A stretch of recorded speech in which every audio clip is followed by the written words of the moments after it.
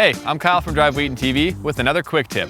GMC introduced us to the innovative MultiPro Tailgate on the redesigned Sierra 1500, and it'll also be available on the new Sierra HD. So let's go over its 6 different functions designed to make it easier to load, unload, and access the cargo bed.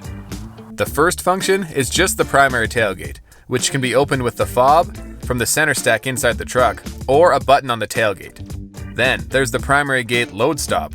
Just push the button to lift it, and it prevents stuff from sliding out when you need a little extra length in the pickup. Up next is easy access mode. The inner gate folds down, allowing you to reach farther into the pickup.